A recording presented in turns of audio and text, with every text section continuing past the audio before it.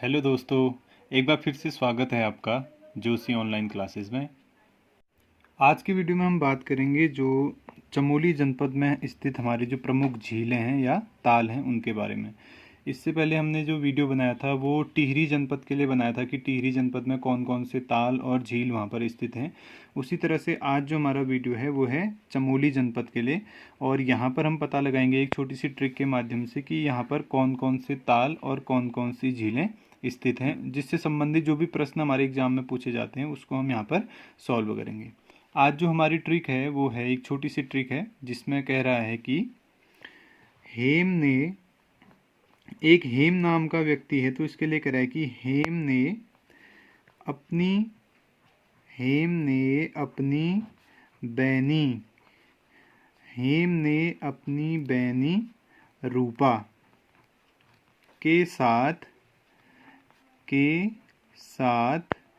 तो एक यहाँ पर क्या है, हेम नाम का लड़का है जिसने अपनी बहनी से मतलब अपनी बहन जिसका नाम क्या है, रूपा है। ठीक है, हेम ने अपनी बहन रूपा के साथ क्या किया, उसने विष्णु काका की याद में विरह के गीत गाए और शिवलिंग की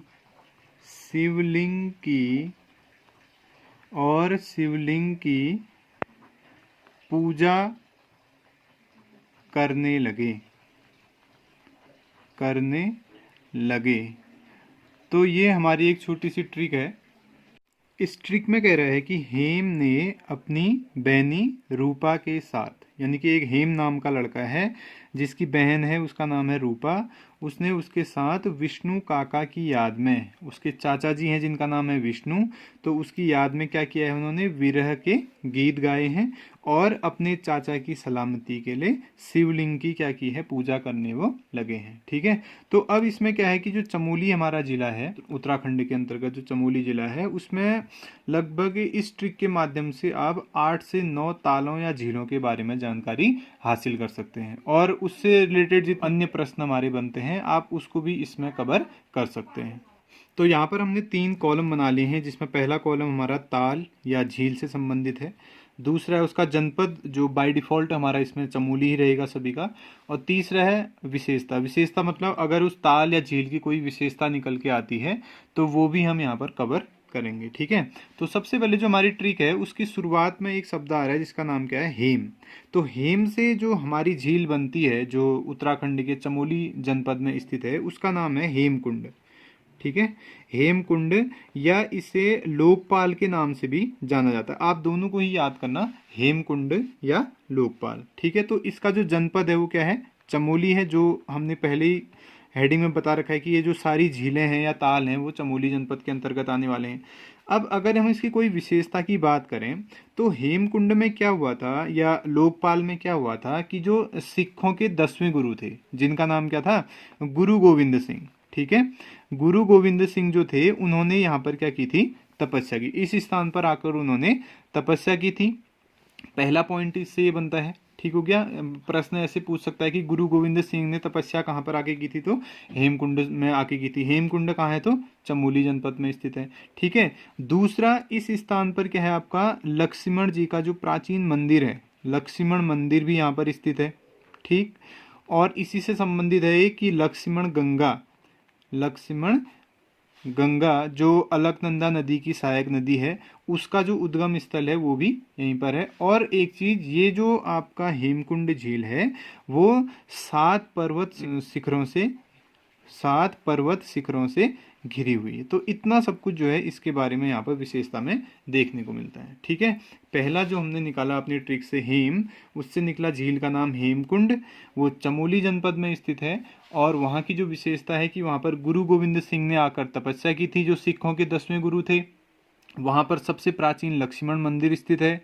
यहाँ पर लक्ष्मण गंगा का इसको उद्गम स्थल भी कहा जाता है, और ये जो झील है वो आपकी 7 पर्वत शिखरों से घिरी हुई है। ठीक है, इसके बाद आगे अगर हम देखें तो इसी हेम से एक दूसरी हमारी झील का नाम निकल के आता है जिसको होमकुंड कहा गया है। ठीक है, इसका नाम क्या है? होमकुंड। पहला हमारा क्या था? हेमकुंड, और दूसरा क्या है? होमकुंड है। मिलता जुलता नाम है, तो इसी शब्द से हमको ये नाम भी निकालना है। इसका जो जनपद है वो क्या है? चमोली है। और इसके बारे में अगर हम विशेषता की बात करें तो ये जो होमकुंड झील है वो रूपकुंड के पास है। रूपकुंड के पास में ये झील आपका स्थित है। ठीक है, तो प्रश्न अगर ऐसे पूछे कि रूपकुंड कहाँ है, तो इससे आपको ये भी याद होगा कि रूपकुंड भी कहाँ पर है? चमोली में है। और रूपकुंड के पास कौन सी झील स्थित है? तो आप बता सकते हैं कि होमकुंड झील वहाँ पर स्थित है। ठीक है, फिर आगे आते हैं। इसमें कह रहा है कि हेम ने अपनी बैनी से क्या मतलब है यहाँ पर? अपनी बहन से। ठीक है, तो बेनी से जो हमारा बनता है वो बनता है बेनीताल।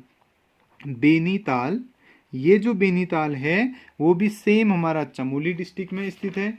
और इसकी जो खास बात है बेनीताल की, ये जो उत्तराखंड में पंच बद्री है, ठीक है, उसमें से जो एक बद्री आपका आदि बद्री, उस आदि बद्री के पास ये जो झील है वो स्थित है। ये इसकी खास विशेषता है। तो यहाँ से भी आपको पता चल जाएगा कि आदि बद्री, अब जैसे उत्तराखंड में पंच बद्री है जिसमें प्रमुख रूप से वृद्ध बद्री है या योग ध्यान बद्री है या आदि बद्री है, तो वो भी आपका क्या है? चमोली जनपद में स्थित है। और बेनीताल जो आपका एक झील है, एक ताल है, वो आदि बद्री के पास चमोली में स्थित है। ठीक हो गया। तो बैनी से हमारा हमने क्या बनाया? यहाँ पर बेनीताल बनाया। अब उसकी बैनी का नाम क्या है? रूपा है।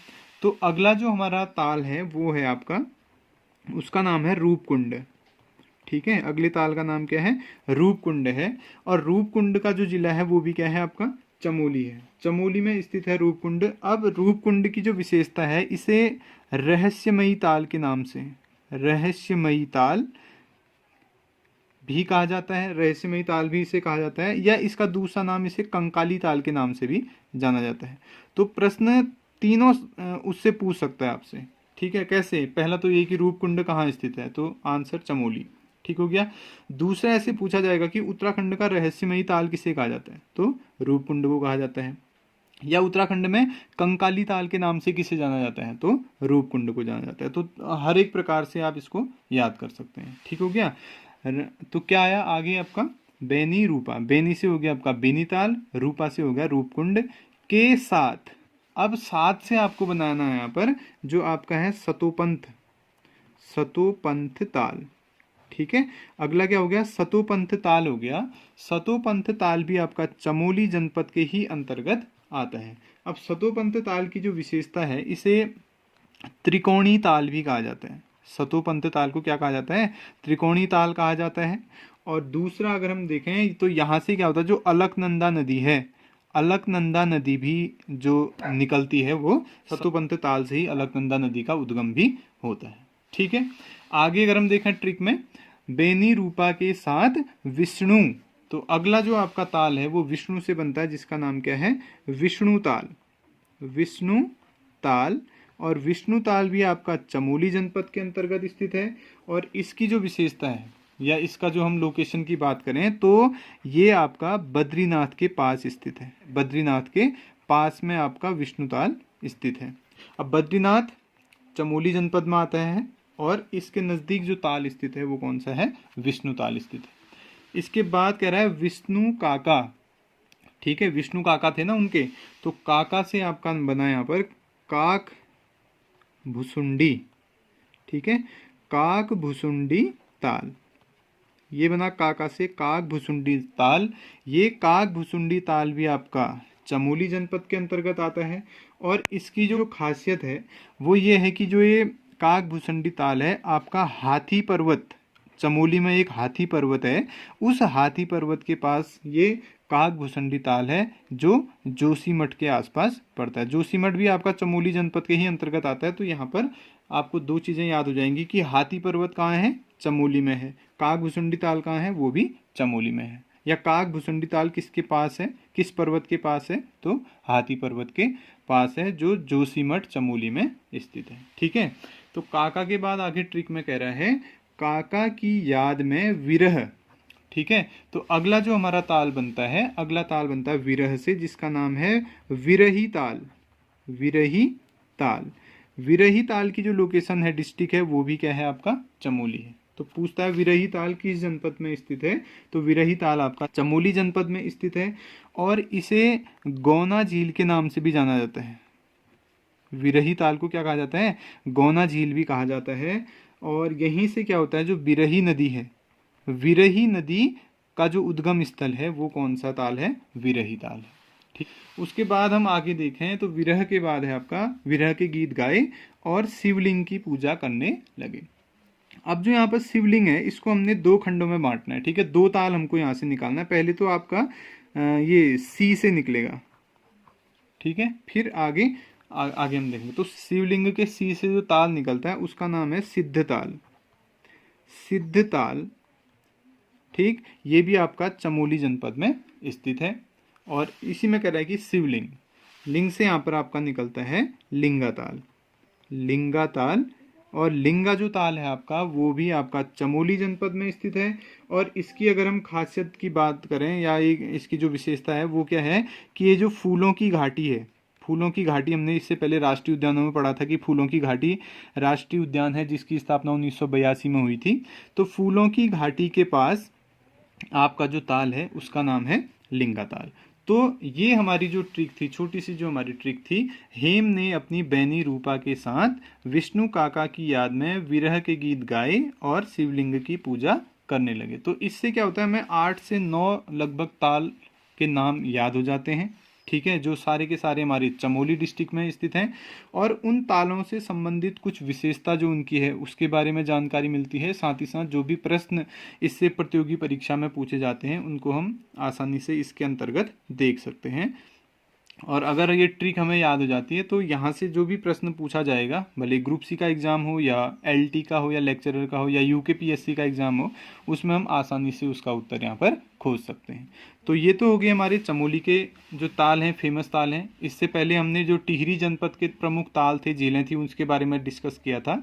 इसके बाद का जो हमारा वीडियो होगा वो होगा उत्तरकाशी जनपद में जो प्रमुख ताल और वहाँ जो प्रमुख रूप से झीलें हैं उनके बारे में हम जानेंगे।